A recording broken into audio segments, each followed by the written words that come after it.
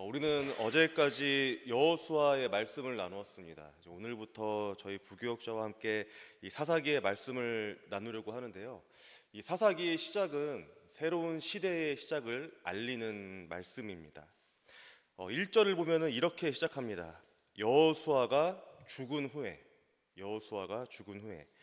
그런데 이 여호수아서도 보면은 사사기의 시작과 비슷한 말씀으로 시작합니다. 여호수아는 누구의 죽음으로 시작을 할까요? 여호수아는 모세가 죽은 후에라는 말씀으로 시작을 합니다.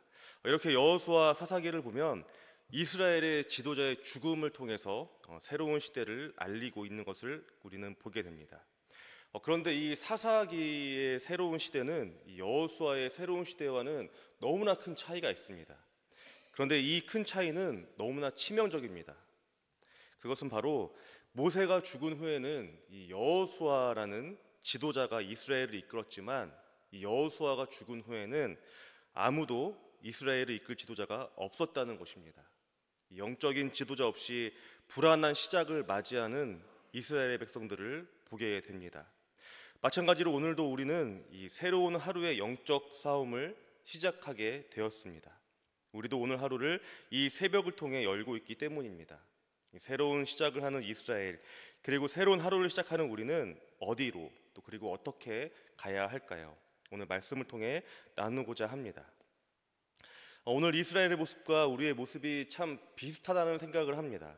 여호수아를 잃고 새로운 시대를 시작하는 이스라엘, 그리고 10월이라는 새로운 달, 그리고 오늘이라는 이 새로운 하루를 시작하는 우리가 비슷한 점은 다름 아닌 하나님께 나아가 시작한다는 것입니다. 사실 이것만으로도 칭찬받을 만한 일이긴 합니다. 아직 하루를 시작하지 않은 이들이 많은데 이렇게 새벽을 깨우고 또 하루를 주님 앞에 나와 시작하는 우리 성도님들, 그리고 이스라엘 역시 여호수아를 이룬 후에 방황하고 길을 잃은 것이 아니라 하나님 앞에 나아갑니다. 1절을 보면은 이스라엘은 이렇게 하나님께 묻습니다. 우리 가운데 누가 먼저 올라가서 가나안 족속과 싸우리까? 이렇게 묻습니다. 사실 이는 우리의 기도이기도 합니다. 하나님, 오늘 하루를 시작합니다. 오늘 하루를 어떻게 보내야 할까요? 혼탁한 세상 가운데 나아갑니다. 우리가 어떻게 해야 합니까? 이러한 기도에 하나님은 즉시 응답하십니다. 유다가 올라갈지니라 보라, 내가 이 땅을 그의 손에 넘겨주었노라. 넘겨줄 것이다. 이렇게 대답하신 것이 아니라 넘겨주었다. 이미 너희에게 그 땅을 주었다 말씀하십니다. 유다는 하나님의 말씀대로 올라가기만 하면 되는 것이죠. 그런데 너무나도 확실한 이 하나님의 명령 앞에 유다는 어떻게 반응하나요? 3절을 보면 그의 형제 시므온과 함께 가자라고 합니다. 나와 함께 올라가서 싸우자.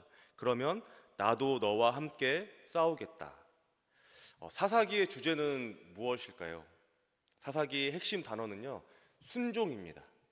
순종은 이 동전의 양면과 같습니다. 하면 하는 거고 안 하면 안 하는 것입니다. 주인이 종에게 명령합니다. 오늘 안으로 화분 100개를 밖으로 내놓아라. 이 명령에 종은 그냥 100개 나르면 됩니다. 그런데 내가 오늘 99개만 나르고 한 개는 주인이 오기 전에 내일 아침 일찍 내놔야지. 이러면 순종일까요? 아닙니다. 주인은 분명히 오늘 100개를 나누라고 명령을 했습니다.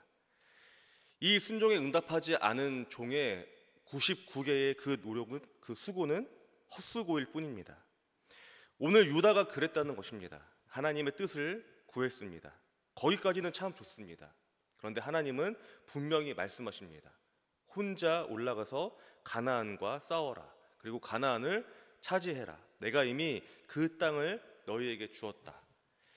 그런데 유다는 이러한 하나님의 명령에 자기 생각 그리고 자기 뜻을 넣습니다. 시므온과 같이 간 것이죠. 하나님을 100% 신뢰하기보다는 혹시라도 지면 어떻게 하나, 피해를 많이 입으면 어떻게 하지? 이런 불안함을 가지고 있었습니다. 그런데 우리가 곰곰이 생각을 해보면 이 유다의 입장이 이해가 안 가는 것도 사실 아닙니다. 형제와 협력하는 것 참 좋은 일이죠. 이왕이면 합동 공격을 하는 것이 확실한 승리를 가져올 수 있는 길이기도 합니다. 그리고 땅을 혼자만 차지하는 것이 아니라 시므온과 나누는 것, 그림도 참 좋습니다. 그런데 이러한 내 생각, 또 내 의견, 내 뜻, 상식이나 판단은 하나님의 명령에 선행되어서는 안 된다라는 것을 오늘 말씀은 보여줍니다. 이 광야에서 이스라엘이 그동안 경험했던 그 기적들을 보면요, 도저히 상식적으로 또 우리의 그 이해로 또 넘어갈 수 없는 일들이 참 많이 있었습니다. 이 양의 피를 문설주에 바른다고 저주가 피해 갈까요? 성을 돌기만 하는데 엄청나게 크고 단단한 여리고성이 무너지는 것은 누구의 상식입니까? 그렇지만 그들이 하나님의 명령에 순종하고 이러한 행동들을 했을 때 광야의 이스라엘은 기적을 경험하게 되었습니다. 이 아침 이렇게 말씀으로 시작하는 것 너무나도 귀하고 귀합니다. 그런데 남은 오늘 하루를 어떻게 보내느냐 역시 참 중요합니다. 우리가 기도를 하다 보면 하나님은 예상치 못한 그 응답을 주실 때가 있습니다. 이스라엘에게 했던 약속과 같습니다. 이미 완성하셨다라는 말씀, 이미 성취했다는 그 말씀입니다. 그런데 그 앞에 어떻게 반응하십니까? 혹시 안 이루어지면 어쩌지? 하는 의심과 이렇게 하면 안 될까? 이게 맞는 것 같은데, 또 상식을 꿰맞추고 내 의견을 들이밀기도 합니다. 그리고서는 그 기도가 응답되지 않으면 우리는 뭐라고 하나요? 하나님이 내 기도에 응답하지 않으셨다, 하나님이 나를 외면하셨다라고 생각하곤 합니다.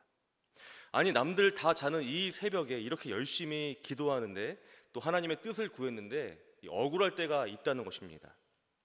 왜 그러냐면 순종하지 않아서 그렇습니다. 순종은 100입니다. 내 의견이 1이라도 들어가 있으면 그것은 순종이 아니다라는 것을 오늘 사사기는 보여주는 것입니다. 유다와 시므온은 어떻게 됐을까요?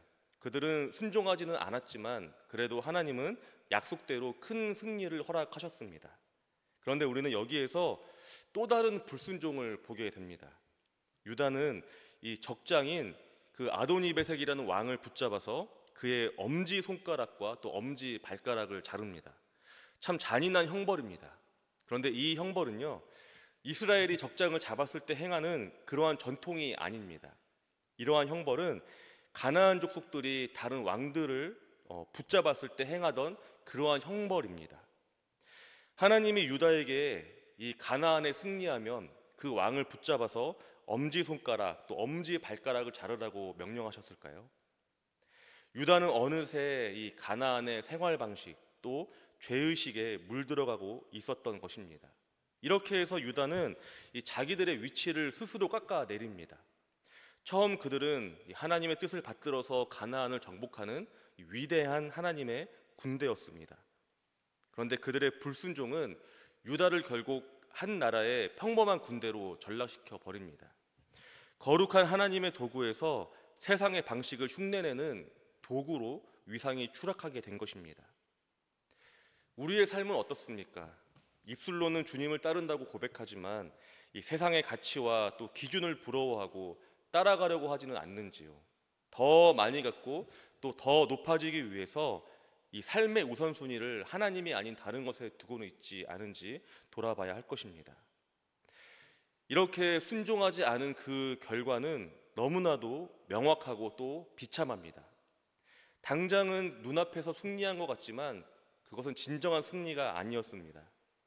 19절 말씀을 보면 여호와께서 유다와 함께 계셨으므로 그가 산지 주민들을 쫓아내었으나 골짜기의 주민들은 철병거가 있으므로 그들을 쫓아내지 못하였으며 라고 기록합니다.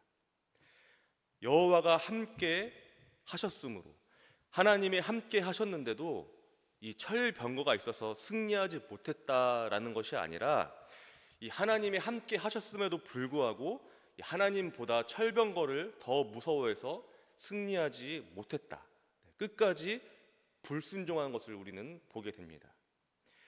이 불순종의 결과가 얼마나 무섭냐면 1장 뒷부분에 계속해서 반복이 됩니다. 유다의 불순종이 이스라엘 모든 지파에 전염병처럼 흘러갑니다. 그래서 그들은 모든 민족은 실패하게 됩니다. 그래서 1장 뒷부분을 보면은 반복되는 그 표현이 있습니다. 쫓아내지 못하였더라. 쫓아내지 못하였더라. 이렇게 그 뿌리를 뽑지 못한 가나안은 결국 계속해서 이스라엘을 괴롭힙니다. 이 순종을 했더라면, 유다가 처음부터 순종했더라면 진작 뿌리가 뽑혔을 텐데 불순종의 결과로 인해서 이스라엘은 계속해서 가나안에 의해 고통을 받게 됩니다. 이 새벽 주님은 우리의 마음을 살피십니다. 우리가 순종하고 있는지, 내 의지, 내 뜻, 또 내 생각이 또 주님의 뜻보다 앞서 있지는 않은지 주님은 보신다는 것입니다. 그래서 오늘 주님 말씀에 순종하기로 다시 한번 다짐하는 저와 모든 성도님들 되었으면 좋겠습니다.